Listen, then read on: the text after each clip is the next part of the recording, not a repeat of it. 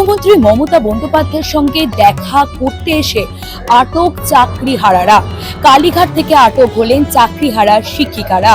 প্রধানত গতকালই বিকাশ ভবনের বাইরে থেকে অর্থাৎ ধর্ণা মঞ্চ থেকে চাকরিহারা শিক্ষিকারা জানিয়েছিলেন মুখ্যমন্ত্রীর সঙ্গে তারা দেখা করতে যাবেন। তবে পুলিশের কথা, মুখ্যমন্ত্রীর সঙ্গে দেখা করার জন্য তারা আলাদা কোনো সময় নিয়ে আসেননি, যার জন্য কালীঘাট থেকে তাদের আটক করা হয়েছে। মূলত মুখ্যমন্ত্রী মমতা বন্দ্যোপাধ্যায়ের বাড়ির 100 মিটার দূর থেকে এই চাকরিহারা শিক্ষিকাদের আটক করেছে কালীঘাট থানার পুলিশ আধিকারিকরা। যখন সকাল 9টার সময় চাকরিহারা শিক্ষিকারা পৌঁছান মুখ্যমন্ত্রীর বাড়ির প্রায় 100 মিটার দূরে, ঠিক তখনই পুলিশের সঙ্গে বচসা বাঁধে চাকরিহারা শিক্ষিকাদের। তারপরই তাদের আটক করে কালীঘাট থানায় নিয়ে আসা হয়েছে। এবার দেখার তাদের কি হয় এবং তাদের কখন ছাড়েন পুলিশ আধিকারিকরা। প্রথমত কালীঘাট থানায় এনে তাদেরকে জিজ্ঞাসা করা হবে, তারপর তাদেরকে ছেড়ে দেওয়া হবে বলে আমরা সূত্র মারফত খবর পাচ্ছি। উনি আমাদের মুখ্যমন্ত্রী, তো উনি একটা প্রেস মিট করে বলেছেন যে নোটিফিকেশন হতে চলেছে।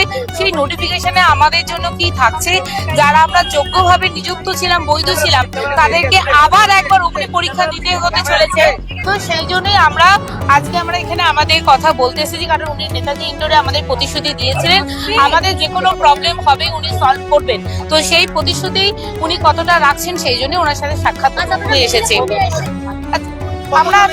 আমরা ছজন এসেছি, ছজন, শুধুমাত্র ওনার সাথে দেখা করা। এটা কোনো আন্দোলন নয়, কোনো মিছিল নয়, আমাদের মুখ্যমন্ত্রী হিসাবে ওনার সাথে কথা বলতে আমরা এসেছি।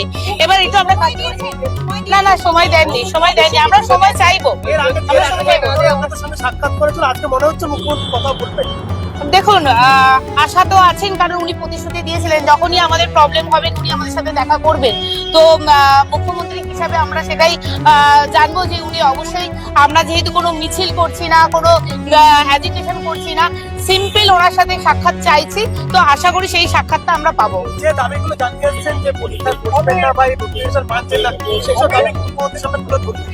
অবশ্যই, কারণ আমরা 7 বছর অলরেডি চাকরি করে নিয়েছি, আমরা একবার যোগ্যতার পরিচয় দিয়েছি, প্রমাণপত্র দিয়েছি, আবার আমাদের ওই জায়গায় ফিরে নিয়ে যাওয়া মানে সেই সীতার দুবার হচ্ছে অগ্নি পরীক্ষা। তো সেই বারবার অগ্নি পরীক্ষা তো হতে পারে না। তো সেই জায়গা থেকে ওনার সাথে কিভাবে এই জায়গাটাকে আমরা কিভাবে সলভ করতে পারি সেটাই। তো এবার আমরা যাই কাজটা করতে, কারণ উনি তো বেরিয়ে যাবেন।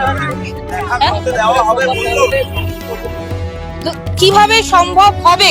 নিশ্চয়ই তো ওনার কোনো আধিকারিক থাকবেন, কোনো অফিসার থাকবেন, তো তাদের সাথে সেইভাবে কন্ট্যাক্ট করে কিভাবে ওনার সাথে সাক্ষাৎ করতে পারবো। শুধু আমরা এই কজনই, যে আমরা কোনো মিছিল নয়, কোনো আলাদা কোনো মোটিভেশন নয়, সেখান থেকে ওনার অফিসিয়ালরা যে পথ দেখাবে আমরা সেই পথে হাঁটবো, যে কিভাবে ওনার সাথে দেখা করতে পারি। সঙ্গীতা সাহা। ক্যামেরায় শেখ নাদিমের সঙ্গে সুকৃতি ভট্টাচার্যের রিপোর্ট, জাজবাজ 24 বাংলা, কলকাতা।